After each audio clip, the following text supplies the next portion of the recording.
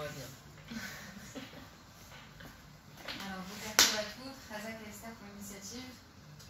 C'est pour la réfouach chez La réfouach chez Marie. Barbara, Bracha, Baz, Sarah, Sarah. Sabine. Les Hashem, que Dieu donne une réfouach chez Marie. Madame Teva. Madame de la nature. L'école pour la mosquée, que Dieu guérisse tout le monde. Et qu'il dévoile enfin dans ce monde. Les Hashem, nous donne la gueule. Alors, Bokerton, n'hésitez pas à me couper, hein, c'est pas une conférence, un cours entre nous, d'accord.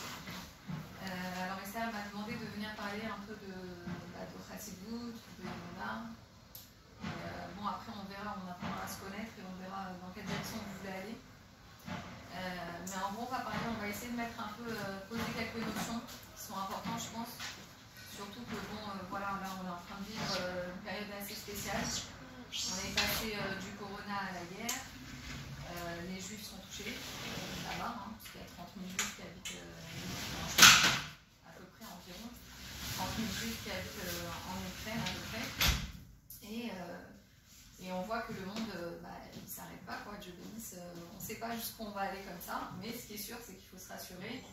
On va vers la Géoula, ça c'est une certitude. D'accord. Maintenant, puisque tu voulais parler de la Emouna, d'où vient la Emouna?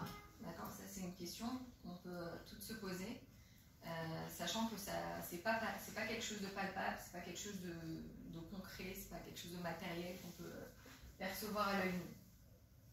Alors il faut savoir que dans l'âme juive, on a une structure divine en fait, d'accord. Nous, on est créé à l'image des mondes divins.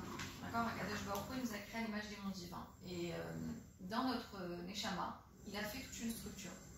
Alors avant qu'on étudie Chassidut Chabad ou Chassidut tout court, parce que tout se ressemble en vrai, on ne sait pas tout ça. D'accord. Et plus on avance, plus on apprend, et plus en étudiant, finalement, on va dévoiler ça en nous. D'accord.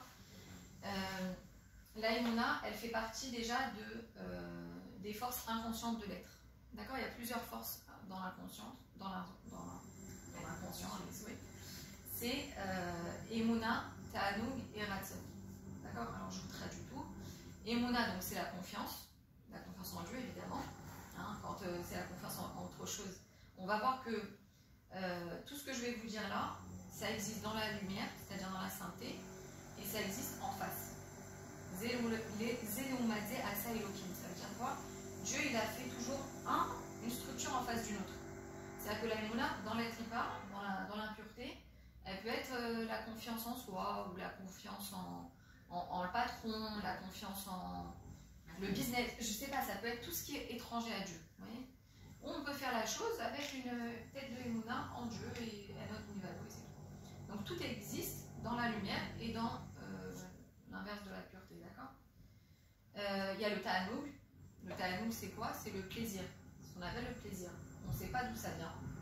Pourquoi une personne elle a plus de plaisir là-dedans que là-dedans, elle ne saurait pas expliquer. D'accord. On peut donner des petites raisons comme ça, mais Tarles, je ne sais pas pourquoi j'ai cette aspiration, pourquoi ça me procure du plaisir, j'en peux. Et le Ratzon. Le Ratzon, c'est la volonté. Quelqu'un qui veut quelque chose dans la vie, on lui dit mais c'est bon, lâche un peu l'affaire, repose-toi, détends-toi, ça va. Non. Ben, en fait, il a une volonté. Il a une volonté de plomb, quoi. La personne, elle lâche pas l'affaire tant qu'elle n'est pas arrivée à son but. Donc ça, c'est des forces inconscientes de l'être. D'accord. Pardon, excusez-moi. Et ensuite, on a tout ce qui est l'intellect. D'accord. Donc l'inconscient, c'est au-dessus, hein, c'est le Keter, on appelle ça en langage de Chassidut. C'est quoi le Keter? C'est la couronne. Et ensuite, on a l'intellect. Donc l'intellect, c'est des forces qui commencent à être des forces conscientes. D'accord. On a trois forces dans l'intellect. On a Chorma, Bina et Da'at. Vous avez dû entendre parler. Ça fait Chabad ensemble. D'accord. Donc Chorma, Bina, c'est quoi? Je vous dis vite fait. C'est Chorma, c'est plus lié à l'homme. C'est la force de l'intelligence. D'accord. C'est comme une idée.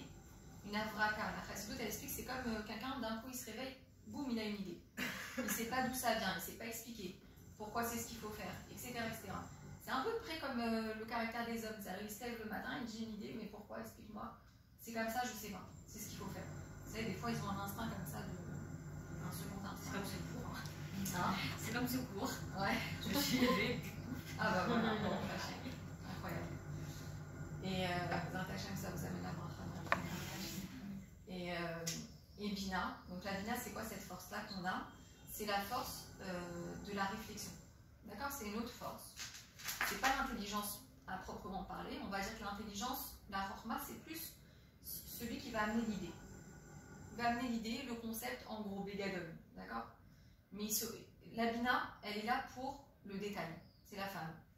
D'accord? Ça veut dire que c'est elle qui va être capable de développer, de mettre en place, de concrétiser dans les moindres détails. Ça veut dire, je sais pas moi, le mari par exemple, il a une idée d'affaires, mais il ne sait pas faire plus que ça, quoi. Bah, sa femme, c'est elle qui va tout faire. Tarlès, des papiers, des trucs, des machins. D'accord? Les Avdil, hein, évidemment, mais c'est pour vous expliquer un peu vos images. Ensuite, on a une troisième force qui s'appelle le Da'at. Le Da'at, c'est, comment on pourrait traduire en français, c'est la connaissance. Mais c'est pas une connaissance juste théorique, c'est une connaissance, c'est le loup. En fait, c'est attaché. Vous savez, on a 3 cervelets. Ouais, on a 3 cervelets, d'accord, droite, gauche et hémisphère du milieu. Et c'est le parti du cerveau qui est rattaché au loose. Vous savez, le loose, on dit, c'est l'os qui est indestructible. Si vous connaissez le 5e élément, c'est 1. Non, c'est le loose. C'est le loose, voilà, exactement. Les rattachés, on n'aura pas besoin de s'en servir, mais pour les juifs qui attendent. Donc c'est la partie du squelette hein, qui est en haut tout simplement et qui est indestructible, et c'est à partir de là effectivement que tout triatamétique va se produire en fait. À partir de cet os là, Akadosh Baruch Hu, il va reconstituer tous les os, même les gens qui ont été brûlés. C'est un os qu'on ne peut pas détruire. Les sages ils ont expliqué dans la Gemara qu'ils ont essayé de passer par le feu, de taper au marteau, de ciseler, rien à faire. C'est un os indestructible. Et d'Afka, on dit que comment on le nourrit, sa nourriture au goût, c'est le vin de la Havdalah. C'est une des seules nourritures avec le repas qu'on fait après Shabbat, mais la Malka. C'est les seules choses dans la vie de tous les jours où on peut le nourrir pour qu'il fasse son travail en fait, ce loose, c'est comme comment on pourrait dire, c'est la carte mémoire de toute notre vie. D'accord? C'est très puissant. Et d'où l'importance de lui donner à manger. Donc voilà, donc avec le vin de la Havdalah, et même pour les enfants d'Afka, et la Séouda de Milad Malka. Ensuite, donc en fait, le date, qu'est-ce que c'est? Donc c'est le cervelet qui est rattaché à cette os-là, d'accord, donc qui est derrière. Et comment on pourrait traduire ça? C'est une connaissance ressentie. C'est comme si on dit quelqu'un, il fait des études de médecine par exemple, il étudie énormément de cas, de maladies, de symptômes, de trucs, machin, mais Tarès, il connaît rien encore, c'est la théorie. D'accord? Il connaît, mais c'est là-dedans, c'est dans l'intellect. Une fois qu'il va pratiquer, il va ressentir les choses. Il va avoir l'expérience qui va avec et le ressenti. D'accord? Donc le Da'at, c'est comme un intellect qui ressent les choses et qui ne peut plus faire sans en fait. D'accord? Il a eu l'expérience, c'est fini. Il fait un avec la chose qu'il a comprise. Il ne peut plus s'en séparer. Mais alors comment tu sais que des fois les gens qui font chouba qui après retombent?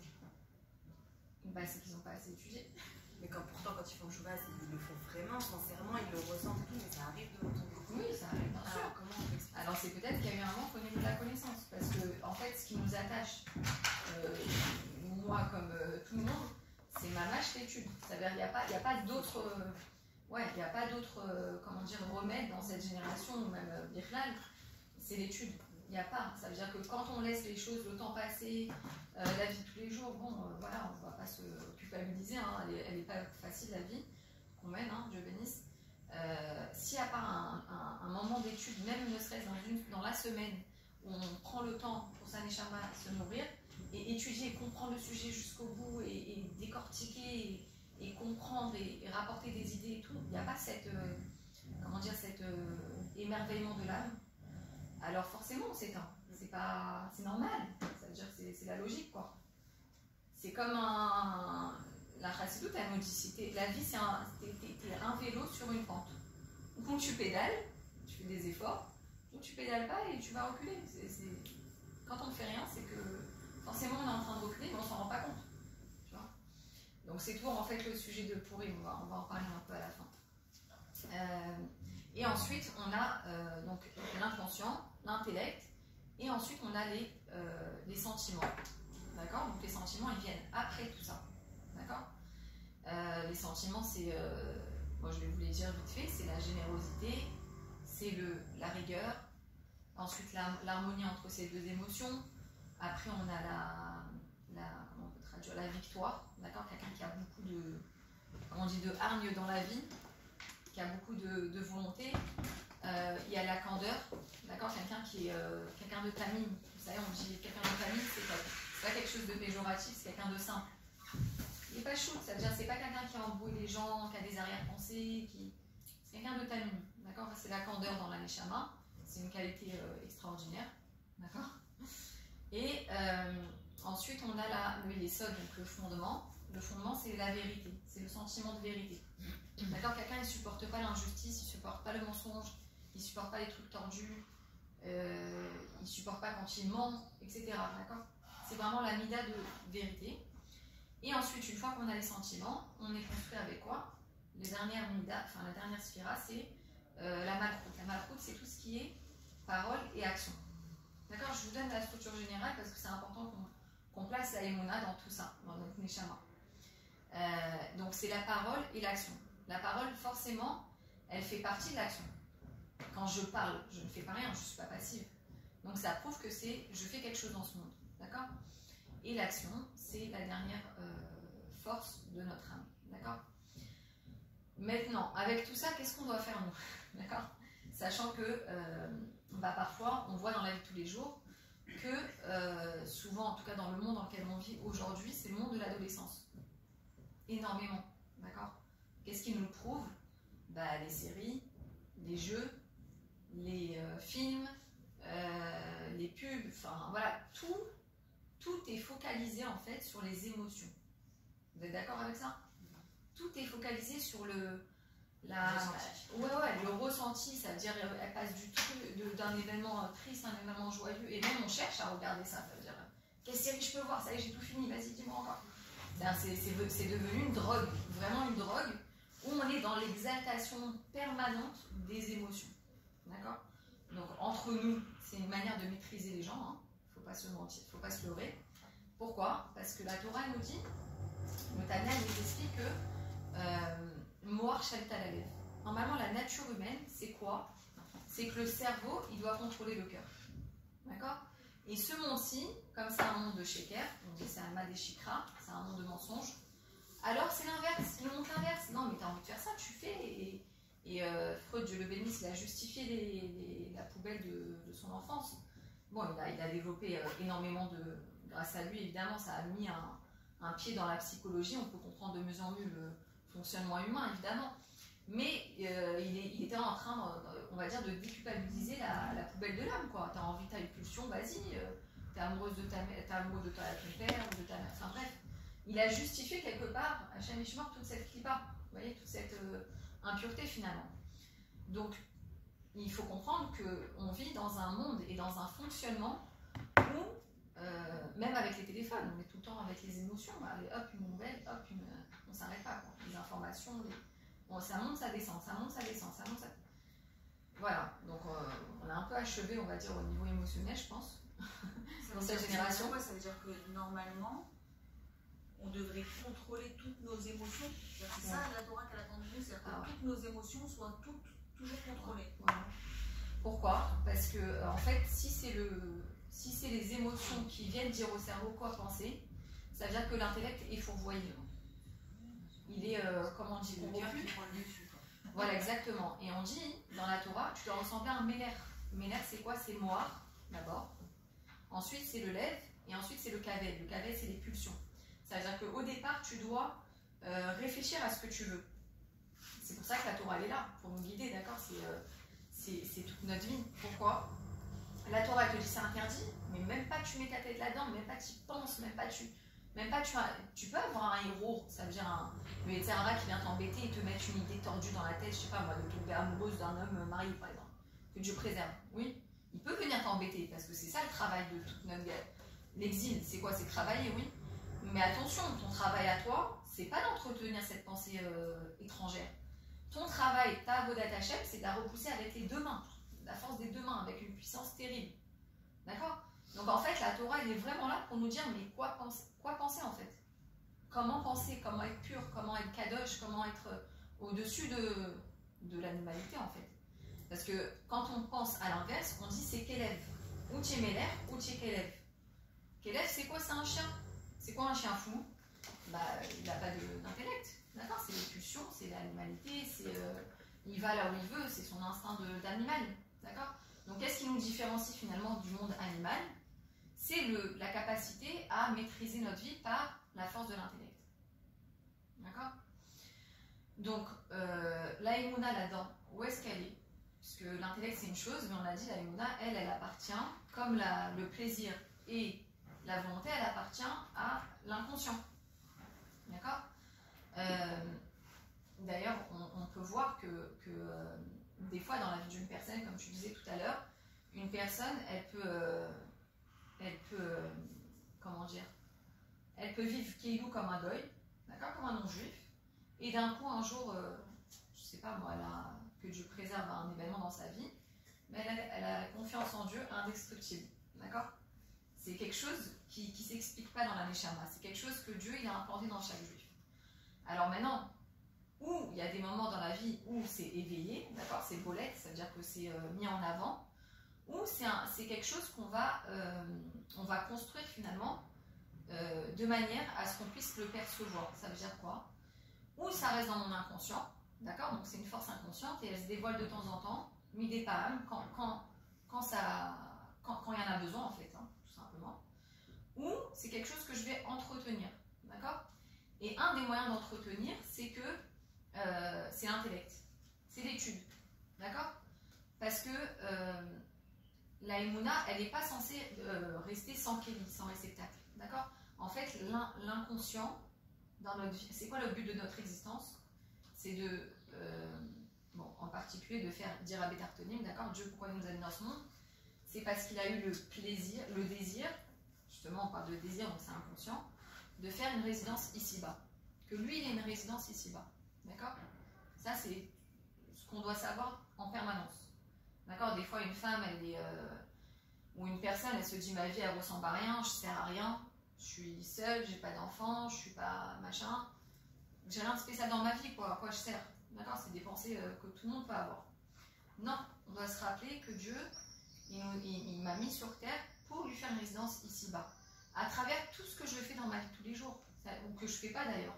Rien que le fait d'exister, c'est la preuve que Dieu il m'a mis sur terre et qu'il a confiance en moi, que je vais le faire résider dans ce monde-ci, d'accord. Et évidemment, le meilleur moyen pour y arriver, c'est d'étudier la Torah et d'accomplir les mitzvot, d'accord. Maintenant, les forces inconscientes de l'être, d'accord, pourquoi on est là en fait, dans notre travail de tous les jours, on va dire, comment arriver à tout ça, c'est de faire pénétrer les forces inconscientes dans la conscience. D'accord? Ça va juste. Comment on peut y arriver? C'est seulement à travers l'étude de la Torah. En fait, c'est quoi les forces inconscientes? C'est de notre but sur Terre. Mais c'est quoi les forces inconscientes? C'est Emouna, Ta'anu, Gratzon. La confiance en Dieu, Ta'anu, le plaisir, et la volonté. Ça, c'est des forces qui appartiennent à l'inconscient a priori. D'accord? On ne sait pas pourquoi on a une tendance à vouloir ça plus que ça, etc. D'accord? Mais, on va dire, notre but dans la vie de tous les jours, c'est de faire pénétrer ces forces-là dans la conscience. En fait, c'est ça l'équilibre dans la Neshama. Vous avez des gens, ils sont torturés, tout le temps torturés. Ça veut dire en fait qu'ils ne sont pas du tout en symbiose avec leur inconscient. Ils sont déconnectés de leur inconscient. Vous voyez? Le mal-être, le remise en question, des fois il y a des gens qui sont... donc Dieu préserve, allez-nous, mais il y a des gens qui sont au top, bonne humeur, machin, et d'un coup, boum, ils tombent. On dit bipolaire, c'est la mode. Sans utiliser ce mot, mais bon voilà, c'est des changements comme ça, des phases par lesquelles on peut passer tout le monde, hein. Où finalement il y a un fossé entre ces deux humeurs, etc. Ben ça prouve quelque part que la personne, elle ne vit pas du tout en harmonie avec son inconscient. Elle est complètement déconnectée. quand une personne, quand on se sent pas bien, on a des moments où on n'est pas bien, on n'arrive pas à... C'est qu'on doit travailler sur quoi? Sur notre inconscient. Sur quoi on doit travailler pour se déconnecter? Quand on n'est pas bien, nous, en tant que juifs, ce qu'on doit faire, c'est ouvrir un livre et étudier. Voilà, on fait un télim, il n'y a que ça qui nous nourrit. Oh, les télim, c'est un mot. C'est que... Non, alors, c'est pas... Non, mais il y a ça, c'est pas le télim.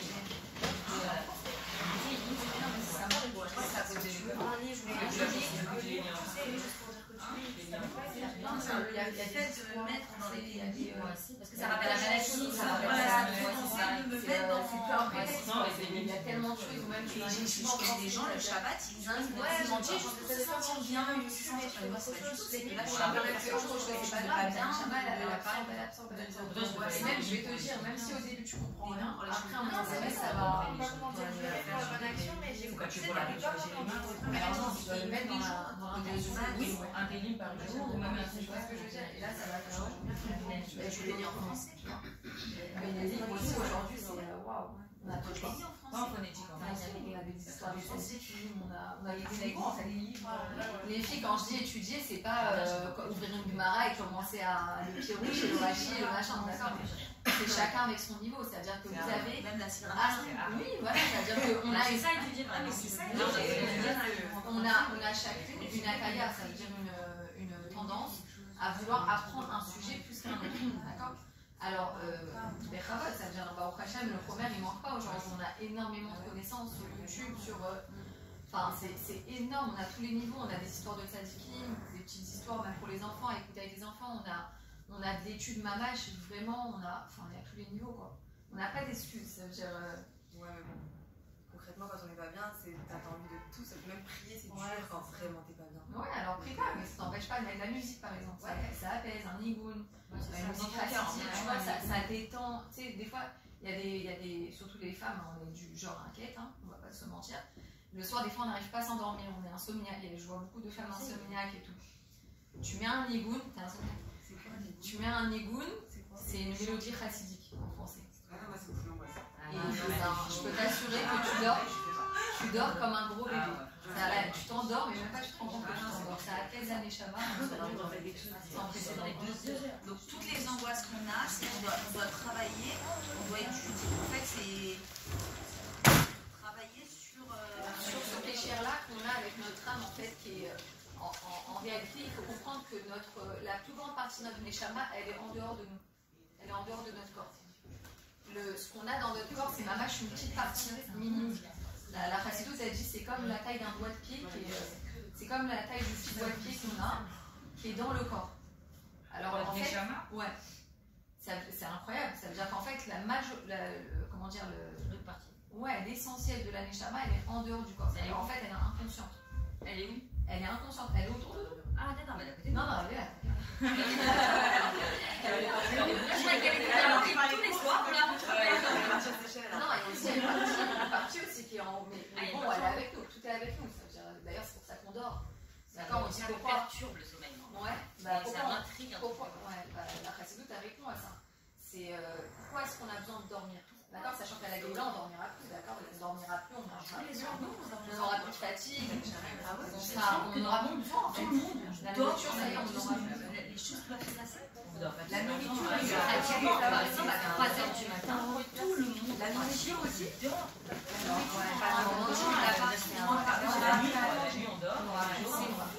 Moi, tous les soirs, je me sens plus de digestion, problème de.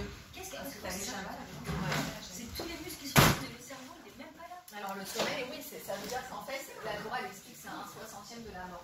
D'accord? Il ne faut pas s'angoisser, c'est juste qu'en fait, la neshama, elle ne peut pas tenir dans ce monde si elle ne va pas se nourrir dans le monde spirituel.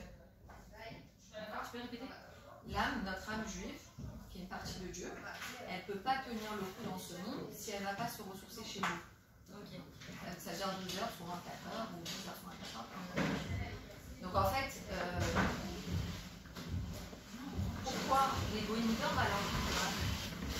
Parce que la Torah te répond, mais si Dieu n'avait pas fait qu'eux ils aient pas de sommeil, ça faisait longtemps que tu n'existais plus au Bogo. Ils auraient vite fait de nous supprimer. D'accord, quand eux ils dorment, c'est pas pour nous comme quand nous on dort. que nous, Non, c'est c'est pour pourquoi. le matériel. S'il n'y a que nous, entre guillemets, qui sont tellement connectés à Dieu, on est les représentants de Dieu sur terre, on a une partie supplémentaire par rapport aux non-juifs en comparaison. Ils sont une création de Dieu, ils sont là pour nous, eux aussi, d'accord. Alors pourquoi eux ils dorment s'il n'y a que nous qui avons besoin de se nourrir quelque part? Spirituellement, je veux dire, d'accord? Eh bien parce que si Dieu n'avait pas fait qu'ils aient sommeil, ils auraient pu en finir très vite avec nous. Mais leur neshama, leur sommeil, c'est pas le même que le nôtre. C'est pas la même chose. Eux, ils Mais font pas la même si, chose. le sommeil physiquement, mais physiquement, parce que tu fais des tests, quand un juif et un pathos, ça va être pareil, hein, c'est le même sommeil. Le même rythme cardiaque.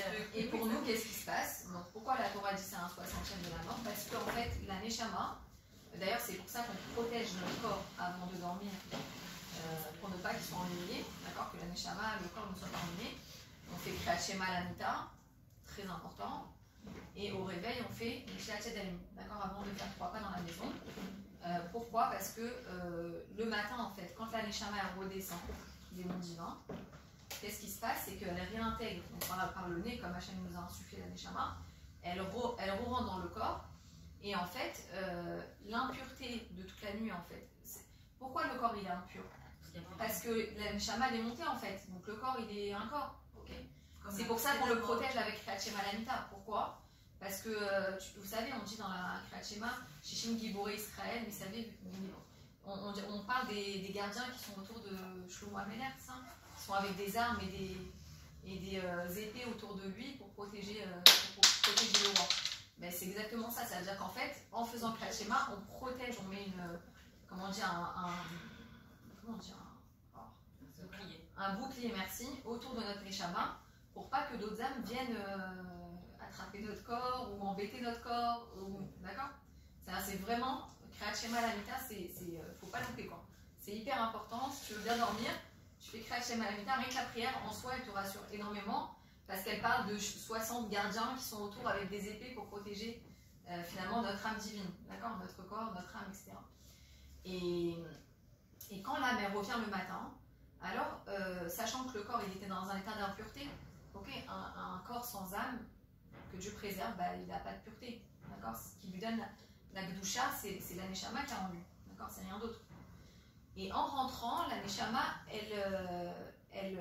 en fait, l'impureté qu'il y avait toute la nuit sur le corps, elle reste au bout des doigts.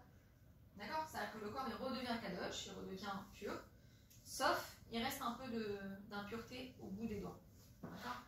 Donc c'est hyper important parce que si je fais 3 pas dans la maison sans faire mes tiats au pied du lit, qu'est-ce qui va se passer? En fait, l'impureté, elle va, boum, elle se disperse dans toute la maison. D'accord? Et récemment, d'ailleurs c'est quelque chose qui va arriver à tout le monde, vous savez, il y a des inquiétudes, des angoisses, comment tu dis, insomnies, des pensées marchavot zarot, quoi, des pensées négatives, etc., qui nous envahissent. Et on ne sait pas pourquoi, et sachez que c'est Netilat Yadayim. C'est mamash Netilat Yadayim. Tout est lié avec cette mitzvah-là. Ça veut dire qu'en fait, quand je laisse finalement l'impureté prendre le dessus sur mon corps et dans la maison, que Dieu préserve, alors ça crée des angoisses. Voilà.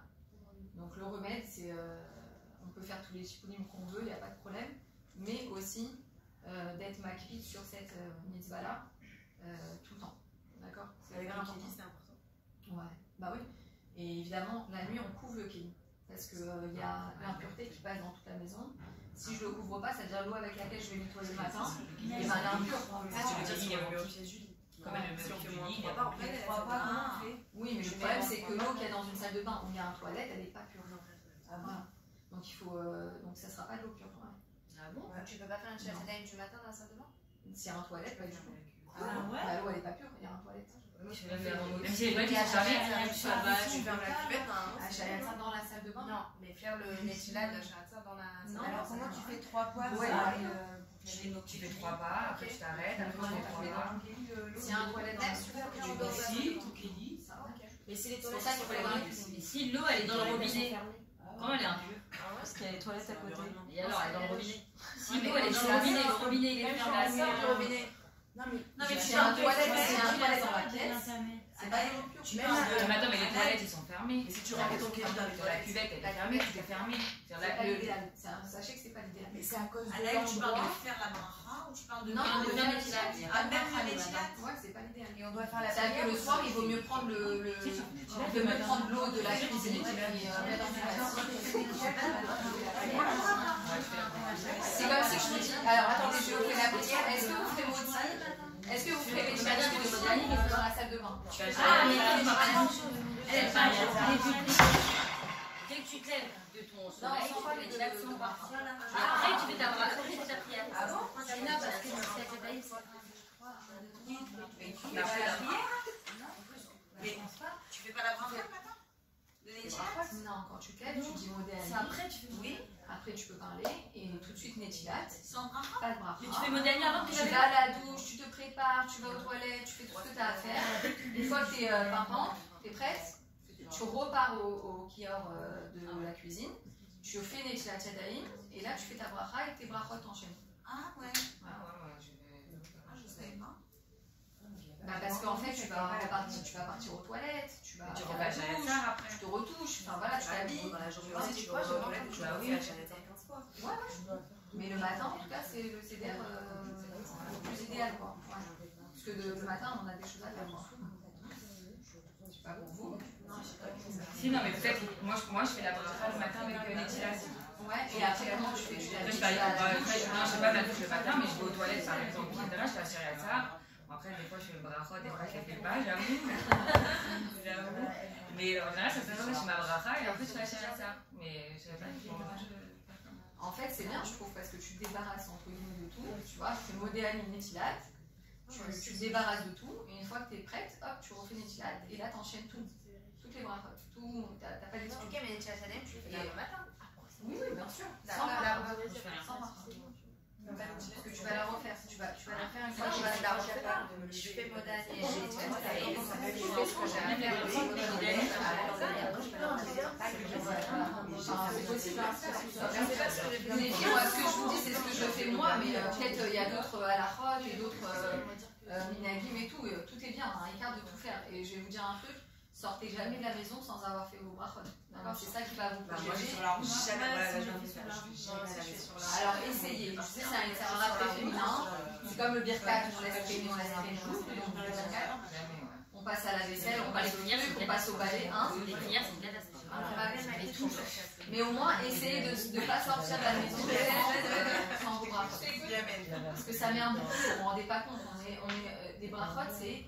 On dit merci à Dieu de tout ce qu'on a. On est dans une gratitude extraordinaire qui va nous protéger.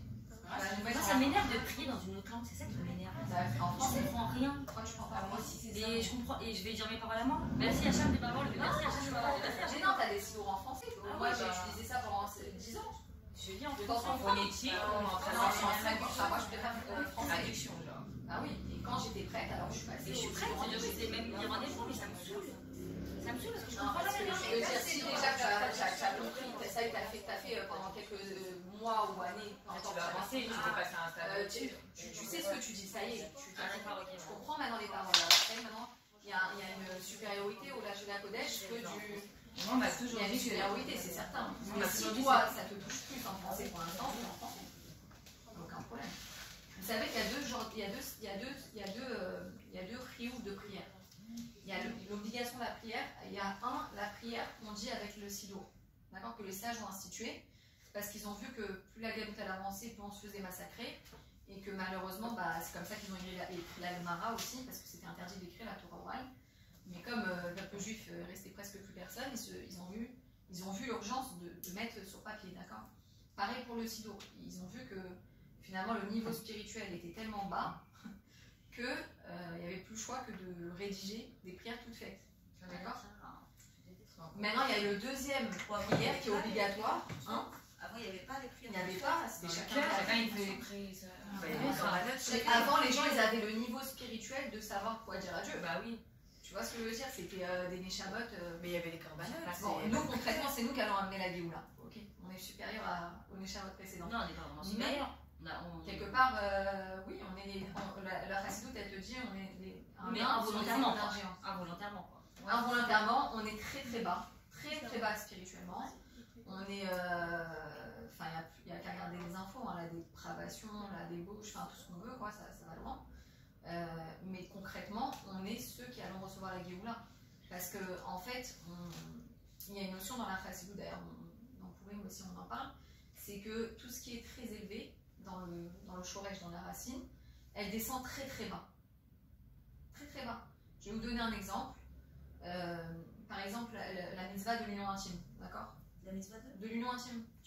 C'est quelque chose de très très élevé. C'est-à-dire c'est Kodesh à Kodashim. La Torah explique que c'est les Yehoud, c'est l'unification entre Dieu et Am Israël. C'est un juif qui fait cette mitzvah. C'est pas stam, c'est pas rien. C'est pas un coup de corps comme on pourrait penser dans les nations, d'accord? Ça n'a rien à voir. Quand il y a cette mitzvah qui est faite par un couple, juif, et ben c'est mamash une union qu'on provoque dans les olamot, à Elionim, dans les mondes célestes. Hein? C'est la première mitzvah de la Torah. Voilà, mais tu vois bien que cette chose tellement élevée, qu'est-ce qu'il a fait le monde avec? Il a sali, il a descendu, il s'en est servi, faire l'esclavagisme pour faire des Leister. Donc en fait, ça te prouve que quelque chose de tellement kadosh, de tellement élevé, comment tu sais que c'est tellement élevé? Quand tu vois c'est quoi le résultat dans ce monde, comment c'est dévoilé par les hommes tordus évidemment dans ce monde-là. Ça prouve à quel point c'est grand, à quel point c'est kadosh, à quel point c'est élevé. D'accord? Donc là c'est pareil pour nous, ça veut dire qu'on est une génération très très basse. Très basse spirituellement, il ne faut pas qu'on se mente, hein, tous, on est dans le même paquet. Mais d'un autre côté, on est une génération très élevée. Pourquoi? Parce que c'est nous qui sommes en train d'amener la Géoula. Là, ce que tu es en train de faire, là, ce que tu as organisé, tu ne vois pas les lumières encore qui sont en train de se dégager, qui sont en train de. Que c'est en train de. Non, c'est vrai, ça, on ne voit pas ce que c'est en train de provoquer. Mais à la Géoula, on va ouvrir les yeux, on va on va ouvrir les yeux et on va comprendre la valeur de chaque bonne action, de chaque chose, de chaque pièce à la tzedaka, de chaque sourire qu'on a fait, de chaque avat Israël qu'on a eu, chaque réconciliation, chaque mamash, on ne se rend pas compte. Chaque chose qu'on est en train de provoquer à travers notre service de Dieu. Donc voilà, on est supérieur quelque part. Vous savez que même les sages disaient de leur temps que la Géoula elle vienne, mais pas de mon temps. Parce qu'ils savaient tout ce qu'on allait passer en fait. Ça fait peur.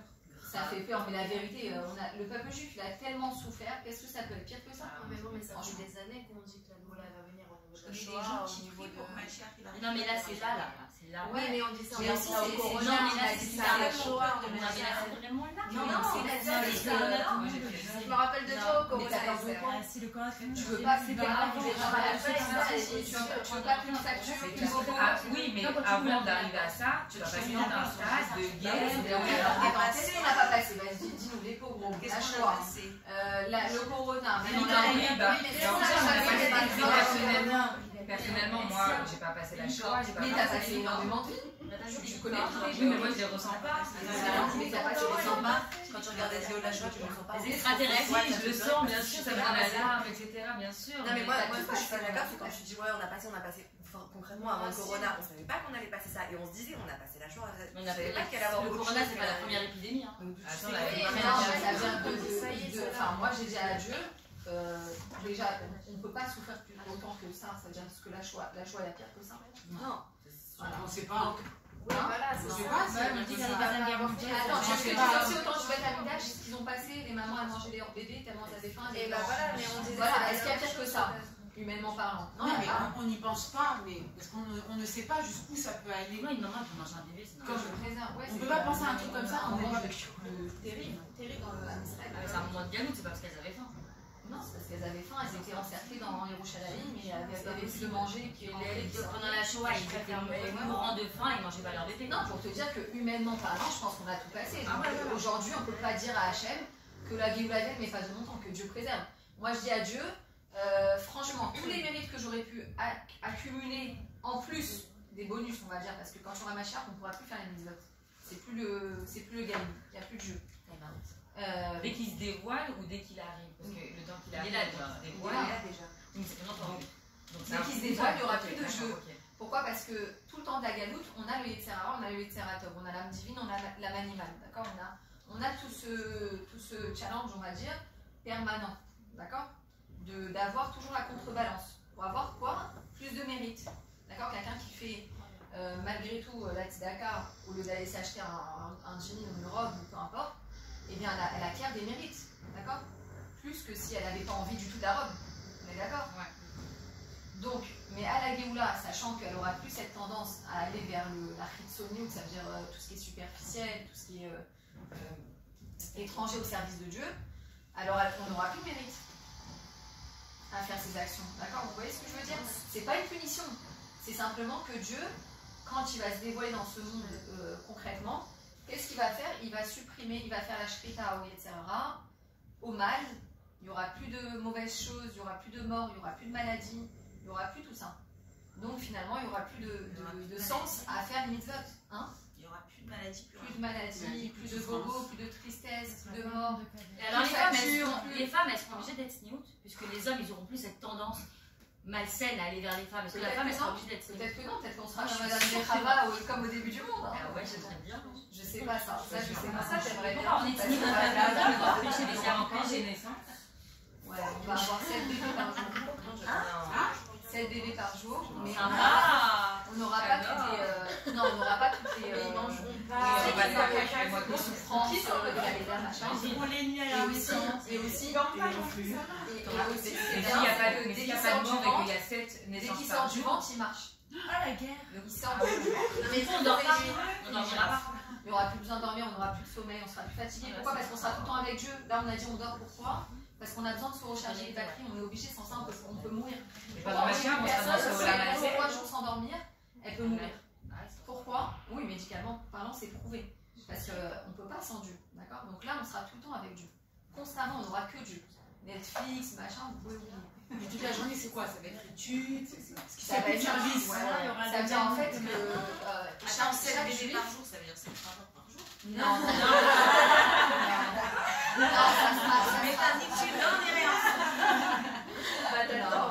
non, mais c'est aussi beaucoup les bébés qui sont nés des unions intimes où il n'y a jamais eu de bébé. Tu vois, c'est beau. Quelqu'un qui était stérile, ou qu'elle était enceinte, ou qu'elles aient été sous contraception, ou tout. C'est toutes les néchamotes. C'est nos bébés de nos fausses couches. Hein? C'est nos bébés de nos fausses couches. Aussi, c'est tous ces enfants qui auraient dû, qui auraient pu, et qu'on n'a pas vu. Et les handicapés, en fait, sous forme d'âme. Hein? Les handicapés. Bah, ils vont redevenir. Ils vont plus avoir de sang. Il n'y a plus de sens à l'handicap, en fait. Parce que le handicap, on dit que c'est du préserve à la ferrate, c'est comme une possibilité. Non, c'est pas un tikkun. C'est pour que la neshama qui est dedans, elle n'ait pas l'occasion de chuter. Ah ouais? Chuter? Bah oui. C'est une âme qui Imagine, c'est un tzaddik très élevé. Et il avait juste un truc super petit à réparer qu'il a raté. Il a raté dans la vie précédente et on lui dit non mais tu peux pas accéder plus haut, c'est pas possible. Parce que quand la Neshama elle monte, elle accède à la Shrina. C'est quoi la Shrina? C'est la lumière infinie de Dieu. D'accord? Mais la Neshama elle voit la lumière infinie de Dieu et elle peut pas se rapprocher, elle veut se rapprocher encore. Elle lui dit non, il y a un petit truc que tu as raté là. Il faut, alors elle supplie de redescendre, réparer ce qui lui manque. C'est bizarre, j'ai fait un rêve comme ça. Et en fait, la Neshama elle redescend. Et en fait, une des explications, en tout cas, je ne connais pas tout que je connais, mais une des explications, c'est que la Neshama elle est dans l'impossibilité de fauter. Et elle peut réparer enfin ce qu'elle est venue réparer et revenir à son niveau qu'elle voulait, tu vois. Moi, je croyais qu'elle ne pouvait pas parler parce que justement, elle devait cacher des trucs. Qu'elle aussi, voyait des trucs. C'est des gens, c'est des chamottes sans aucune commune mesure avec sa raison. C'est une Neshama complètement vécutée. Hein, voilà, ils savent tout, ils voient tout. C'est comme, on dit à un enfant avant l'âge de 2 ans, avant qu'il sache parler, il sait tout. Ouais. Il voit tout, il voit les anges, il sait toute la Torah. Avant 2 ans? Ouais. Dès qu'il commence à parler, plus il commence à parler, plus il ouvre. C'est pas quand apparemment on a l'air qu'il a pu. Ça se voit aussi. Ouais, aussi. Aussi, mais il y a une partie qui reste, parce qu'ils ont appris toute la Torah par cœur, ils voient les anges, ils voient les mondes, ils voient tout. Donc en fait, à l'accouchement, il reste encore quelque chose. Parce qu'on sait, parce que c'est pour ça que les bébés provoquent des choses chez nous, sans rien faire. Tu veux dire au niveau des choses? Par exemple, si toi t'es pas bien, si moi je veux t'aider, il faut que je te parle, il faut que je fasse des choses extraordinaires. Si tu mets un bébé, il va te blesser, tu seras il va te changer ton corps, ta tête, ta façon de penser, genre toute ta tête. juste de lui-même, sans rien dire, il n'a rien fait. Je te l'ai mis dans les bras et il t'a guéri, il t'a joyeux, il t'a Tu vois les grands-parents, les mamies, les papiers et tout, dans les bus et tout. Ah ouais. Oh, c'est matoc, ça m'a refait ma journée. Ils te disent, mais c'est la chose la plus belle que j'ai vue. Je sais quand mon père il était en Shiva avec toute sa famille, etc. Dès que j'arrivais avec le bébé, juste le bébé lui-même, il a guéri tout le monde, personne pleure, tout le monde est joyeux. Genre il a tout changé la maison entière, un bébé. Sachez que le bébé, enfin un enfant, c'est de la éloquence pure, c'est de la divinité pure. Il en parle, il dit souvent des parents genre modernes, Richman, modernes, très dans la modernité de ce monde-ci, de cette galoute malheureusement, ils peuvent, des fois ils ont écrit au rabbi, oui, on grandit nos enfants dans la neutralité totale, et quand ils seront grands, ils choisiront eux leur chemin. Le rabbi il a dit, il n'y a pas pire, tu peux pas faire pire que ça à une âme juive. Parce qu'un enfant, il vient d'arriver des mondes divins. Pourquoi le bébé il pleure? Ça y est, tu l'as arraché à tout, au monde divin, il était rattaché avec tous les malachim, avec toute la lumière, et d'un coup, boum, il chute dans ce monde, d'accord? D'ailleurs, on dit, la veille d'une Brit Mila, on met à table de la bière et des pois chiches. C'est un minag chassidique comme ça, et on dit quel rapport? Alors en fait, il y a une phrase dans la Torah où on dit Meigra Rama Leibira Mikta. Ça veut dire quoi? C'est une phrase en araméen qui dit la Neshama, elle vient d'une cime élevée et elle chute vers une fosse profonde. Ça veut dire ça, cette phrase. Et la bière, c'est Bira Mikta. En fait, on se rassemble la veille d'une Brit Mila pour rassurer la Neshama. T'es pas venu pour rien, t'as pas chuté pour rien. La chute, elle est là pour l'élévation qui va s'ensuivre. T'es venu pour faire une résidence pour Dieu ici-bas, t'as une mission à faire. Et on la rassure en fait, on reste avec elle, et même le papa il doit veiller toute la nuit qui précède la Brit Mila pour protéger le bébé, etc. Donc en réalité, on doit comprendre qu'un enfant c'est de la éloquence pure. C'est pas on doit le grandir dans la neutralité totale, et après, quand il aura 18 ans, il choisira son chemin. Pourquoi lui faire une chose pareille? C'est une âme juive. Quand on est une âme juive, bah, tu as un mode d'emploi, donne-lui tout, au contraire. Donne-lui le top, donne-lui même ce que toi, tu n'as pas reçu. C'est comme, Dieu bénisse mes parents, ils me disaient, mais nous, on n'a pas eu d'école juive, mais on s'est saigné pour vous, on aurait pu avoir un 6 pièces sur les Champs-Élysées. Ça, c'est très vu le prix, ouais. Il calcule et il multiplie le prix de la scolarité avec j'aurais pu acheter 2 maisons, j'aurais pu acheter 3 maisons. Ils font les comptes. Non, mais c'est vrai, ça veut dire qu'ils ont fait Messirout Nefesh pour nous donner ce qu'eux-mêmes ils n'avaient pas. Et nous, on doit faire pareil. C'est comme nous qui sommes montés en Israël pour nos enfants. Hein? C'est comme nous qui sommes montés en Israël. Et ben voilà, ça veut dire en fait, on doit tout donner, et on ne doit pas se dire attends, peut-être je lui impose. Non, une âme juive, c'est une âme juive, elle a besoin de divinité, elle a besoin des mitzvot, elle a besoin de la Torah, elle a besoin d'être enveloppée de tout ça. C'est pour ça qu'elle est venue sur terre. D'accord? Donc au contraire, viens, on lui donne le paquet, on lui donne le maximum, même si moi je suis pas auteur, c'est pas grave, mais au moins je lui donne le maximum, tu vois. C'est hyper important de ne pas léser ça, d'accord, les besoins spirituels d'un enfant. Au niveau de la Emouna, alors on va parler un petit peu de Purim, d'accord, je ne sais pas quelle heure il est. Alors voilà, on va conclure. Alors, Purim, c'est un moment très spécial, d'accord, il ne faut pas qu'on lise la Megillah en se disant c'est l'histoire ancienne, c'est à des milliers d'années. C'est une histoire comme une autre, c'est sympathique, c'est joli à raconter aux enfants. Non, c'est pas juste ça, d'accord? C'est surtout l'histoire de notre Neshama, à tous, d'accord? Il faut comprendre qu'à Purim, les Juifs Kiblou, Asou, Maché Kiblou, Aléen, Bematan Torah. Et Régou la Sot, Maché Kiblou, Bematan Torah, voilà. Ils ont commencé à faire concrètement ce qu'ils avaient reçu à Matan Torah. D'accord? Ça veut dire quoi? À Matan Torah, Dieu nous a donné le dévoilement de la Torah, de la lumière, de sa présence dans ce monde, etc. Mais en fait, on n'avait pas commencé à mettre en pratique les choses concrètement. D'accord?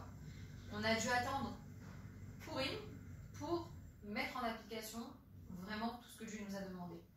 Et en fait, ce qui s'est passé, c'est que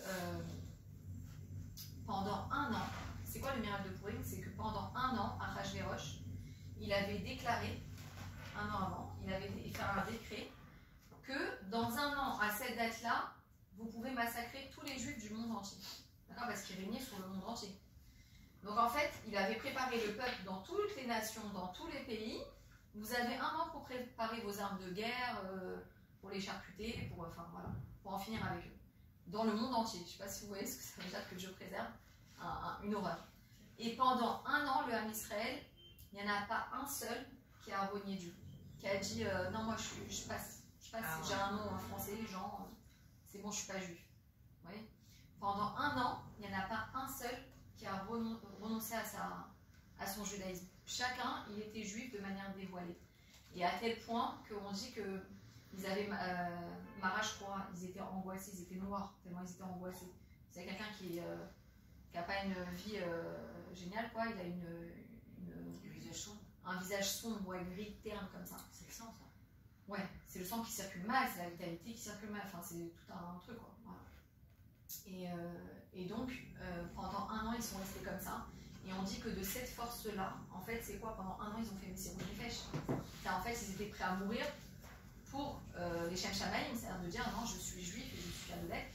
Et ils faisaient Torah et Mitzvot de manière dévoilée, ils ne se cachaient pas pendant 1 an. Mais pourtant, ils se sont préservés de Mohamed. Il n'y avait que Mordechai qui s'est pas préservé. Ouais, bah c'est pour ça, en fait, tout le sujet de Purim, enfin, je ne sais pas si on peut rentrer là-dedans, mais en gros, Purim, le mauvais décret, en fait, il est venu du fait du Mishté. Mais avant ça, le peuple juif, il se comportait bien. C'est la dégradation qu'il y a eu pendant le Mishté qui a provoqué le décret en question. Et en fait, on dit que la Chassidoute, elle explique que le Mishté, il a réveillé, parce qu'en fait, ils ont regardé le vice. Il a apporté les kélim du Beth Amikdash. Et il les a fait boire dedans. Et au début, ils leur ont mis du vin kasher. Comment il s'appelle, Rajbarj. Il leur a mis du vin kasher. Et après, il leur a dit, il les a bien saoulés. Il a mis du yain esser, du vin des goïms. Et bon, dans les réceptacles du Beth Amikdash, je ne dis pas ce que ça a réveillé chez Dieu. Et en fait, ça arrive à tel point que ça a réveillé la faute de Adam Rishon. Voilà. C'est pour ça que Dieu, il a fait un décret tel que... Voilà. Mais pour Purim, ce qu'il faut retenir, c'est que... Mais pourtant, c'était indépendant de leur volonté. Eux, ils n'étaient pas pour. Comme quand tu fais... Oui, au début, ils ont dit, mais il a mis Badat, il nous a dit, Rajverosh, il a organisé tout Badat. Ils ont fait confiance et ils ont fait... Et Mordechai, il a dit, non, n'allez pas, parce que le maître de la génération, il voit ce qu'il y a à venir. Il a dit, ne vous approchez pas, il a même déchiré ses habits, ils ont dit, oh, t'exagères. Ils n'ont pas pris au sérieux. Et d'ailleurs, le peuple juif, un des trucs où il a été sauvé, c'est Beth Rabban. Mordechai, il a rassemblé Tinukot chez Beth Rabban. Ça veut dire quoi? Il a rassemblé des enfants. Il a dit à Dieu, eux, ce seront les garants. Ça, tout à l'heure, je vous parlais de l'importance des enfants, de ne pas désigner sur toute la gdoucha qu'on leur donne, la spiritualité qu'on leur offre, parce que c'est eux les garants du peuple juif. Quand Dieu nous a donné la Torah, on a dit nous et nous. Il a dit non. On a dit les enfants, il a dit nous. Parce que les enfants, eux, ils ne sont pas corruptibles. Ils sont attachés à la divinité. Moi, j'ai utilisé ça pendant 10 ans. Je dis en phonétique, moi, je préfère français. traduction, genre. Ah oui, et quand j'étais prête, alors je suis passée. Je suis prête, c'est-à-dire que c'est même lire en effort, mais ça me saoule. Ça me saoule parce que je comprends pas la je veux dire, si déjà tu as compris, ça y est, t'as fait pendant quelques mois ou années, Tu vas avancer, tu t'es passé à un stade. tu sais ce que tu dis, ça y est, tu comprends maintenant les paroles. Maintenant, il y a une supériorité au Lachela Kodesh que du. Moi, on m'a toujours Il y a une dit que... supériorité, c'est certain. On Mais m'a si toujours dit toi, ça te touche plus en français pour l'instant, c'est en français. Aucun problème. Vous savez qu'il y a deux genres, il y a deux rioux de prière. Il y a l'obligation de la prière, il y a la prière qu'on dit avec le silo, d'accord, que les sages ont institué, parce qu'ils ont vu que plus la galoute elle avançait, plus on se faisait massacrer, et que malheureusement, c'est comme ça qu'ils ont écrit la Gemara aussi, parce que c'était interdit d'écrire la Torah orale. Mais comme le peuple juif restait presque plus personne, ils ont vu l'urgence de mettre sur papier, d'accord. Pareil pour le sido, ils ont vu que finalement le niveau spirituel était tellement bas qu'il n'y avait plus le choix que de rédiger des prières toutes faites. D'accord. Maintenant, il y a le deuxième prière qui est obligatoire. Hein. Avant, il n'y avait pas les prières. Il n'y avait pas, c'était chacun il faisait les prières. Avant, les gens, ils avaient le niveau spirituel de savoir quoi dire à Dieu. Bah oui. Tu vois ce que je veux dire? C'était des Neshamot. Mais il y avait les corbanotes. Bon, nous, concrètement, c'est nous qui allons amener la Géoula. Ok. On est supérieur aux Neshamot précédents. Non, on n'est pas vraiment supérieur. Quelque part, oui, on est la Chassidoute, elle te dit, on est mais involontairement. Involontairement, quoi. Involontairement, on est très très bas. Très bas spirituellement.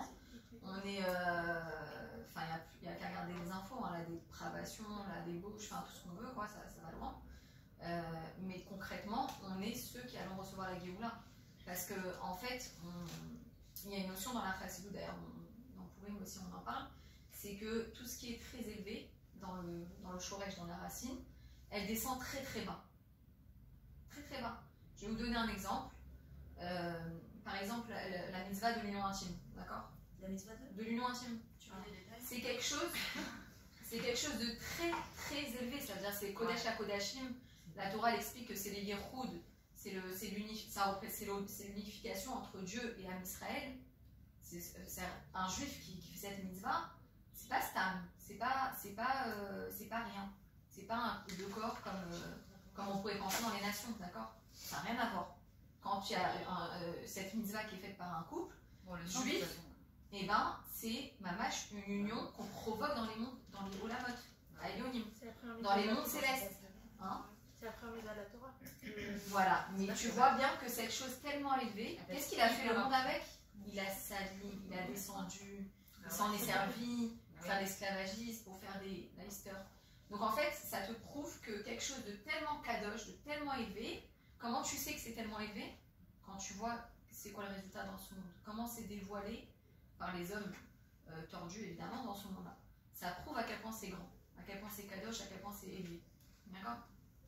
Donc là c'est pareil pour nous, ça veut dire qu'on est une génération très très basse. Très basse spirituellement, il ne faut pas qu'on se mente, hein, tous, on est dans le même paquet. Mais d'un autre côté, on est une génération très élevée. Pourquoi? Parce que c'est nous qui sommes en train d'amener la Géoula. Là, ce que tu es en train de faire, là, ce que tu as organisé, tu ne vois pas les lumières encore qui sont en train de se dégager, qui sont en train de. Que c'est en train de. Non, c'est vrai, ça, on ne voit pas ce que c'est en train de provoquer. Mais à la Géoula, on va ouvrir les yeux, on va ouvrir les yeux et on va comprendre la valeur de chaque bonne action, de chaque chose, de chaque pièce à la tzedaka, de chaque sourire qu'on a fait, de chaque avat Israël qu'on a eu, chaque réconciliation, chaque mamash, on ne se rend pas compte. Chaque chose qu'on est en train de provoquer à travers notre service de Dieu. Donc voilà, on est supérieur quelque part. Vous savez que même les sages disaient de leur temps que la Géoula elle vienne, mais pas de mon temps. Pourquoi? Parce qu'ils savaient tout ce qu'on allait passer en fait. Ça fait peur. Ça fait peur, mais la vérité, le peuple juif il a tellement souffert, qu'est-ce que ça peut être pire que ça? Mais bon, mais ça fait des années qu'on dit que la Géoula va venir au niveau de la Il y a Shoah, des gens au qui niveau prient de... pour Mashiach qui va arriver. Non, mais là, c'est pas là. C'est là. Oui, mais on dit ça Mais aussi, au c'est Corona. Non, mais là, on dit c'est ça ça. à la Shoah. C'est vraiment là. Non, c'est la Je me rappelle de toi au Corona. Si le Coran fait tu veux pas plus tu veux pas plus de facture, plus beaucoup. Oui, mais avant d'arriver à ça, tu vas passer dans un stade de guerre. Qu'est-ce qu'on n'a pas passé? Vas-y, dis-nous, les pauvres, la Shoah, le Corona. Personnellement, moi, j'ai pas passé la Shoah. Mais t'as passé énormément de vie. Tu connais tous les Oui, mais moi, je les ressens pas. Mais t'as pas, tu les sens pas. Quand tu regardes SEO la Shoah, tu ne le sens pas. Les extraterrestres, Je le sens, bien sûr, ça me donne la larme, etc. Bien sûr. Non, mais moi, ce que je suis pas d'accord, c'est quand tu dis, ouais, on a passé, concrètement, avant le Corona, on savait pas qu'on allait passer ça. Et on se disait, on a passé la Shoah. On savait pas qu'elle allait avoir le autre Corona, chose c'est que pas la première épidémie. Attends, mais non, ça vient de. Enfin, moi, j'ai dit à Dieu. Déjà, on ne peut pas souffrir plus autant que ça, ça veut dire que la Shoah il y a pire que ça. Non. Voilà. On sait pas. Oui, voilà, Je sais c'est pas. on dit que c'est pas la guerre mondiale. Attends, tu sais aussi autant je vais à Amidash, ce qu'ils ont passé, les mamans elles mangeaient leurs bébés tellement elles avaient faim. Et bah voilà, mais on disait voilà, est-ce qu'il y a pire que ça, humainement parlant? Non, mais on n'y pense pas, mais parce qu'on ne sait pas jusqu'où ça peut aller. Non, une maman peut manger un bébé, c'est Comme normal. je préserve, ouais. On peut pas penser à un truc comme ça, on mange est pas. terrible, terrible dans le Israël. C'est un moment de galoute, c'est pas parce qu'elles avaient faim. Non, c'est parce qu'elles avaient faim, elles étaient encerclées dans Yerushalayim, mais elles avaient plus de manger Pendant la Shoah, ils étaient mourants de faim, ils mangeaient pas leur bébé. Non, pour te dire que humainement parlant, je pense qu'on a tout passé. Aujourd'hui, on ne peut pas dire à Hachem que la Géoula vienne, mais pas de mon temps, que Dieu préserve. Moi, je dis à Dieu, franchement, tous les mérites que j'aurais pu accumuler en plus des bonus, on va dire, parce que quand on aura ma charte, on ne pourra plus faire les mitzvot. C'est plus le gamin, il n'y a plus de jeu. Dès qu'il se dévoile ou dès qu'il arrive? Parce que le temps qu'il arrive, Il est là, il Il est dévoile. là déjà. Oui, ça fait longtemps. Dès qu'il se dévoile, il n'y aura plus de jeu. Pourquoi? Parce que tout le temps de la galoute, on a le Yetzirah, on a le Yetziratov, on a l'âme divine, on a l'âme animale, d'accord? On a tout ce challenge, on va dire, permanent, d'accord? D'avoir toujours la contrebalance. Pour avoir quoi? Plus de mérite, d'accord? Quelqu'un qui fait malgré tout la tzedaka, au lieu d'aller s'acheter un jean ou une robe, ou peu importe, eh bien elle acquiert des mérites, d'accord? Plus que si elle n'avait pas envie du tout de la robe, on est d'accord? Ouais. Donc, mais à la Géoula, sachant qu'elle aura plus cette tendance à aller vers la Chitsoniut, ça veut dire tout ce qui est superficiel, tout ce qui est étranger au service de Dieu, alors on n'aura plus de mérite. à faire ses actions. D'accord? Vous voyez ce que je veux dire? C'est pas une punition. C'est simplement que Dieu, quand il va se dévoiler dans ce monde concrètement, qu'est-ce qu'il va faire? Il va supprimer, il va faire la shrita au Yetzirah, au mal.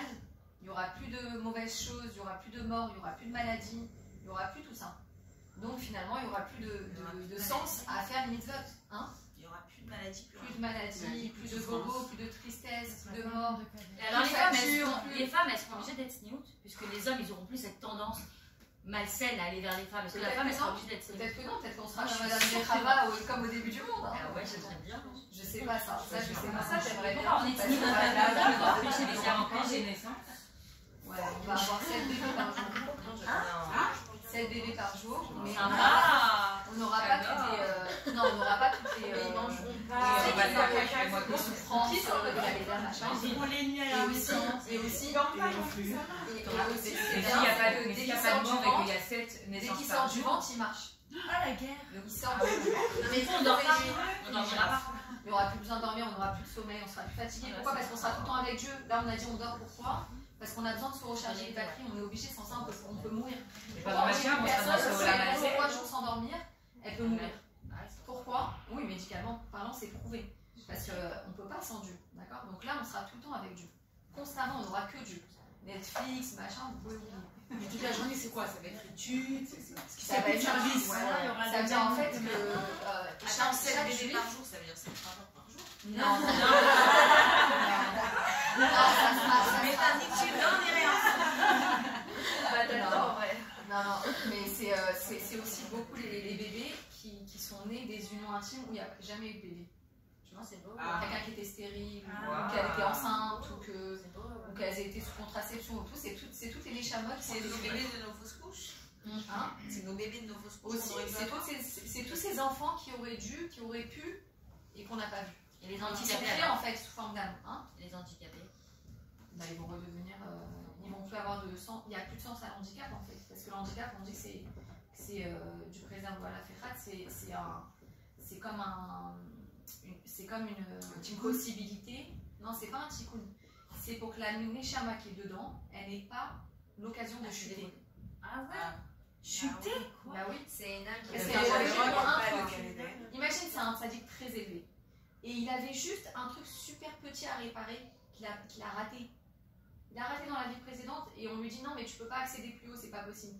Parce que quand la Neshama elle monte, elle accède à la Shrina. C'est quoi la Shrina? C'est la lumière infinie de Dieu. D'accord? Mais la Neshama elle voit la lumière infinie de Dieu et elle peut pas se rapprocher, elle veut se rapprocher encore. Et on lui dit non, il y a un petit truc que tu as raté là. Il faut, alors elle supplie de redescendre, réparer ce qui lui manque. C'est bizarre, j'ai fait un rêve comme ça. Et en fait, la Neshama elle redescend. Et en fait, une des explications, en tout cas, je ne connais pas tout, que je connais pas, mais une des explications, c'est que la Neshama elle est dans l'impossibilité de fauter.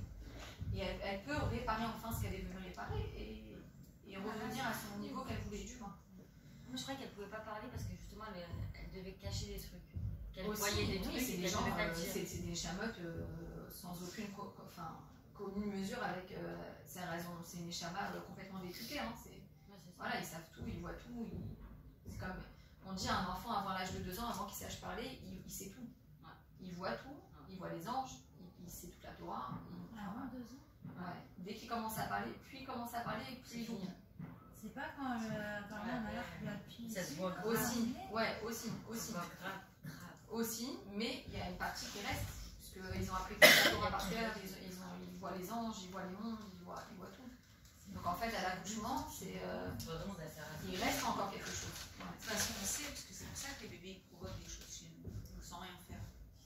Tu veux dire au niveau des choses? Par exemple, si toi t'es pas bien, si moi je veux t'aider, il faut que je te parle, il faut que je fasse des choses extraordinaires. Si tu mets un bébé, il va te laisser 3 secondes. Il va te changer ton corps, ta tête, ta façon de penser, genre toute ta tête. Juste de lui-même, sans rien dire, il n'a rien fait. Juste te l'ai mis dans les bras et il t'a guéri, il t'a joyeux, il t'a. Tu vois les grands-parents, les mamies, les papiers et tout dans les bus et tout. Ah ouais. Oh, c'est matok, ça m'a refait la journée. Ils te disent, mais c'est la chose la plus belle que j'ai vue. Je sais quand mon père il était en Shiva avec toute sa famille, etc. Dès que j'arrivais avec le bébé, juste le bébé lui-même, il a guéri tout le monde, plus personne pleure, tout le monde est joyeux. Genre il a tout changé la maison entière, un bébé. Sachez que le bébé, enfin un enfant, c'est de la éloquence pure, c'est de la divinité pure. Le Rabbi il en parle, il dit souvent des parents genre modernes, Richman, modernes, très bon dans la modernité de ce monde-ci, de cette galoute malheureusement, ils peuvent, des fois ils ont écrit au Rabbi, oui, on grandit nos enfants dans la neutralité totale, et quand ils seront grands, ils choisiront eux leur chemin. Le Rabbi il a dit, il n'y a pas pire, tu peux pas faire pire que ça à une âme juive. Parce qu'un enfant, il vient d'arriver des mondes divins. Pourquoi le bébé il pleure? Ça y est, tu l'as arraché à tout, au monde divin, il était rattaché avec tous les malachim, avec toute la lumière, et d'un coup, boum, il chute dans ce monde, d'accord? D'ailleurs, on dit, la veille d'une Brit Mila, on met à table de la bière et des pois chiches, c'est un minag chassidique comme ça, et on dit quel rapport? Alors en fait, il y a une phrase dans la Torah où on dit Meigra Rama le Bira Mikta. Ça veut dire quoi? C'est une phrase en araméen qui dit la Neshama, elle vient d'une cime élevée et elle chute vers une fosse profonde. Ça veut dire ça, cette phrase. Et la bière, c'est Bira Mikta. En fait, on se rassemble la veille d'une Brit Mila pour rassurer la Neshama. T'es pas venu pour rien, t'as pas chuté pour rien. La chute, elle est là pour l'élévation qui va s'en suivre. T'es venu pour faire une résidence pour Dieu ici-bas, t'as une mission à faire. Et on la rassure en fait, on reste avec elle, et même le papa il doit veiller toute la nuit qui précède la Brit Mila pour protéger le bébé, etc. Donc en réalité, on doit comprendre qu'un enfant c'est de la éloquoute pure. C'est pas on doit le grandir dans la neutralité totale, et après, quand il aura 18 ans, il choisira son chemin. Pourquoi lui faire une chose pareille? C'est une âme juive. Quand on est une âme juive, bah, tu as un mode d'emploi, donne-lui tout, au contraire. Donne-lui le top, donne-lui même ce que toi, tu n'as pas reçu. C'est comme, Dieu bénisse mes parents, ils me disaient, mais nous, on n'a pas eu d'école juive, mais on s'est saigné pour vous, on aurait pu avoir un 6 pièces sur les Champs-Élysées. Ça, c'est très vu le prix, ouais. Calcule et multiplie le prix de la scolarité avec j'aurais pu acheter 2 maisons, j'aurais pu acheter 3 maisons. Car ils font les comptes. Non, mais c'est vrai, ça veut dire qu'ils ont fait Messirut Nefesh pour nous donner ce qu'eux-mêmes ils n'avaient pas. Et nous, on doit faire pareil. C'est comme nous qui sommes montés en Israël pour nos enfants. Hein? C'est comme nous qui sommes montés en Israël.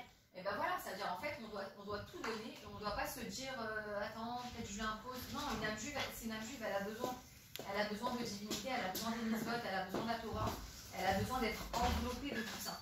C'est pour ça qu'elle est venue sur terre. D'accord? Donc au contraire, viens, on lui donne le paquet, on lui donne le maximum, même si moi je suis pas auteur, c'est pas grave, mais au moins je lui donne le maximum, tu vois. C'est hyper important de pas léser ça. D'accord? Les besoins spirituels d'un enfant. Au niveau de la Emouna, alors on va parler un petit peu de Purim, d'accord? Je ne sais pas quelle heure il est.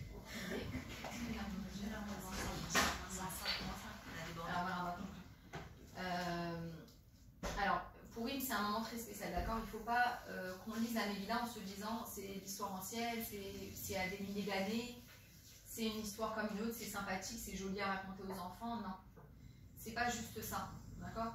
C'est surtout l'histoire de notre Neshama, à tous, d'accord? Il faut comprendre qu'à Purim, les Juifs Kiblou, Asou, Maché Kiblou, Alehem, Bematan Torah. Et Chegou la Sot, Maché Kiblou, Bematan Torah, voilà. Ils ont commencé à faire concrètement ce qu'ils avaient reçu à Matan Torah. D'accord? Ça veut dire quoi? À Matan Torah, Dieu nous a donné le dévoilement de la Torah, de la lumière, de sa présence dans ce monde, etc. Mais en fait, on n'avait pas commencé à mettre en pratique les choses concrètement. D'accord? On a dû attendre Purim pour mettre en application vraiment tout ce que Dieu nous a demandé. Et en fait, ce qui s'est passé, c'est que pendant un an, c'est quoi le miracle de Purim? C'est que pendant un an, Achashverosh, il avait déclaré, un an avant, il avait fait un décret que dans un an, à cette date-là, vous pouvez massacrer tous les Juifs du monde entier. D'accord? Parce qu'il régnait sur le monde entier. Donc en fait, il avait préparé le peuple dans toutes les nations, dans tous les pays. Vous avez un an pour préparer vos armes de guerre, pour les charcuter, pour en finir avec eux. Dans le monde entier. Je ne sais pas si vous voyez ce que ça veut dire que Dieu préserve. Une horreur. Et pendant un an, le Ham Israël, il n'y en a pas un seul qui a renié Dieu. Qui a dit non, moi je passe. J'ai un nom français, Jean, c'est bon, je ne suis pas juif. Vous voyez? Pendant un an, il n'y en a pas un seul qui a renoncé à son judaïsme. Chacun, il était juif de manière dévoilée. Et à tel point qu'on dit qu'ils avaient Mara, je crois, ils étaient angoissés, ils étaient noirs, tellement ils étaient angoissés.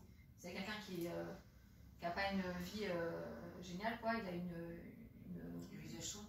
un visage sombre, ouais, gris, terne comme ça. C'est le sang, ça. Ouais, c'est le sang qui circule mal, c'est la vitalité qui circule mal, enfin c'est tout un truc quoi. Voilà. Et donc, pendant 1 an, ils sont restés comme ça. Et on dit que de cette force-là, en fait, c'est quoi? Pendant 1 an, ils ont fait Messirou Nefesh. En fait, ils étaient prêts à mourir pour les Shem Shamaïm, c'est-à-dire de dire non, je suis juif et je suis catholique. Et ils faisaient Torah et Mitzvot de manière dévoilée, ils ne se cachaient pas pendant 1 an. Mais pourtant, ils se sont conservés devant Haman. Il n'y avait que Mordechai qui s'est pas conservé. Ouais, bah c'est pour ça, en fait, tout le sujet de Purim, enfin, je ne sais pas si on peut rentrer là-dedans, mais en gros, Purim, le mauvais décret, en fait, il est venu du fait du Mishté. Mais avant ça, le peuple juif, il se comportait bien.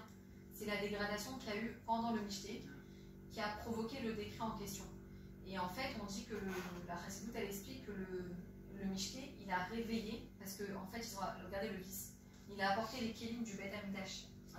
Et il les a fait boire dedans. Et au début, ils leur ont mis du vin cachère. Comment il s'appelle, Achashverosh. Il leur a mis du vin cachère. Et après, il leur a dit, il les a bien saoulés. Il a mis du yain Nesser, du vin des goïms. Et boire dans les réceptacles du Beth Amikdash. Je ne vous dis pas ce que ça a réveillé chez Dieu. Et en fait, ça a à tel point que ça a réveillé la faute de Adam Rishon. Voilà. C'est pour ça que Dieu, il a fait un décret tel que... Voilà. Mais Purim, ce qu'il faut retenir, c'est que... Pourtant, c'était indépendant de leur volonté. Eux, ils n'étaient pas pour. Comme quand tu fais... Oui, au début, ils ont dit, mais il a mis Badat, il nous a dit, Achashverosh, il a organisé tout Badat. Ils ont fait confiance et Et Mordechai, il a dit non, n'allez pas, parce que le maître de la génération, il voit ce qu'il y a à venir. Il a dit, ne vous approchez pas, il a même déchiré ses habits, ils ont dit, oh, t'exagères. Ils n'ont pas pris au sérieux. Et d'ailleurs, le peuple juif, un des trucs où il a été sauvé, c'est Beth Rabban. Le Mordechai, il a rassemblé Tinukot chez Beth Rabban. Ça veut dire quoi? Il a rassemblé les enfants. Il a dit à Dieu, eux, ce seront les garants. Pour ça, tout à l'heure, je vous parlais de l'importance des enfants, de ne pas désigner sur toute la gdoucha qu'on leur donne, la spiritualité qu'on leur offre, parce que c'est eux les garants du peuple juif. Quand Dieu nous a donné la Torah, on a dit nous et nous. Il a dit non. On a dit les enfants, il a dit nous. Parce que les enfants, eux, ils ne sont pas corruptibles. Ils sont attachés à la divinité. Pourquoi on dit un enfant, il amène une bracha supplémentaire dans la maison? C'est eux le cadeau. D'accord? C'est pas nous qui... Enfin, ils nous donnent plus qu'on leur donne en fait. D'accord? C'est une bracha, c'est la joie, ça amène tellement de choses extraordinaires. Le monde, il nous fait croire l'inverse. Il nous dit, attends, il y a le plan familial, il y a les finances, il s'est des sorties en plus. Le rabbi dit pas du tout. Le peuple juif, on est au-dessus de la nature. Il n'y a pas de plan familial, planning financier, machin. Un enfant, c'est la bracha en plus, quoi qu'il arrive. Faut pas se laisser entrer dans le piège du tornit, planning financier, etc. Pour ce qui est de Purim, Purim, ça veut dire pour. D'accord? Pour, c'est quoi? C'est le goral. Vous savez, un goral, c'est quand on met pareil d'un côté de l'autre et on tire. Pourquoi la fête, elle porte ce nom? C'est parce que Haman, quand il a voulu détruire le peuple juif, il a fait un goral. D'accord? Haman, il représente les forces opposées au bien, on l'a compris. Achashverosh, il représente Dieu, entre guillemets. Et quand il a tiré sur Zainadar. Zainadar, c'est la naissance et la disparition de Moshe Rabbeinu. Lui, il a retenu que c'était que la mort de Moshe Rabbeinu. Alors il s'est dit, ah, les bêtes, ça y est, je vais pouvoir les massacrer ce jour-là. Dieu n'est pas avec eux, etc. etc. Ce qu'il ne savait pas, c'est non seulement que la mort d'un tzaddik, ça apporte une grande bracha, c'est la jointe à un mariage, d'accord, c'est le Rabbi Shimon Bar Yochai qui nous l'explique, mais en plus, il était né ce jour-là, le tzaddik, Moshe Rabbeinu, d'accord, c'est aussi sa naissance. Et on dit que même, il y a un niveau dans Dieu où c'est vrai qu'on n'était pas méritant, d'accord, d'avoir bu dans les réceptacles du Beth Amikdash du vin des goyim, c'est très grave quand même. Ça a éveillé chez Dieu une colère terrible, d'accord. On nous dit que ça a réveillé la faute de Adam Rishon, à tous les quatre. Et ben, la Chassidoute, elle nous explique qu'il y a un niveau, comme on a dit tout à l'heure, l'inconscient, oui, là-bas, tout est pareil. Oui, non, c'est pareil. Riche, pauvre, c'est pareil. En bonne santé, mauvaise santé, c'est pareil. C'est un niveau, en fait, où il n'y a plus de valeur comme nous, on le perçoit dans ce monde. Voilà. Il n'y a plus de mesure. Voilà, il n'y a plus de mesure, exactement. Et en fait, il y a un niveau chez Akadosh Baruch Hu où il y a le goy et le juif. Et en fait, la Chassidoute, elle nous explique au moment du Goral, on voit que Dieu, il a placé Yaakov et Esav au même niveau. Dans l'inconscient chez Dieu, entre guillemets, c'est au même niveau. Les deux, c'est pareil. C'est une création divine. Ça émane de lui. Et ben, il te dit, même là-bas, Dieu a choisi Yaakov. Et ça, c'est incompréhensible. C'est-à-dire que même si au niveau des mérites, on n'aurait pas mérité de vivre et de continuer à vivre, on n'aurait pas mérité ce miracle, ce retournement de situation, de Pourim, etc., et bien même si on n'avait pas de mérite, Dieu il préfère quand même le Ham Israël. Et ça, c'est quelque chose qu'on ne peut pas expliquer. C'est un attachement qu'il y a entre Dieu et son peuple pour l'éternité. Au-delà finalement de nos mérites ou pas. D'accord? Donc ça, c'est hyper important d'avoir cette intention-là quand Bezrat Hashem, on va écouter la Megillah, faire les mitzvot, de se dire que Dieu, il nous a choisis au-delà de tout, au-delà de toute logique, et qui compte sur nous pour faire notre shirkou dans le monde, Bezrat Hashem, amener la lumière partout. Voilà, que Bezrat Hashem soit pour la réfoua chez Mar, aussi le nom. Barbara, Bracha, Sarah Sadi. Amen. Que Dieu donne la réfoua chez Mar, et qu'on puisse accueillir Mashiach Tzidkenu tout de suite, en Mamash, tout de suite dans l'heure à venir, Bezrat Hashem. À l'heure peut-être pas. Et pourquoi pas? Et pourquoi pas? Bezrat Hashem. On sera riche aussi, j'ai oublié de le dire, avec Géoula, on sera tous. Alors, il n'y a plus de riches. Hein? Il y a des riches pour qu'il y ait des pauvres.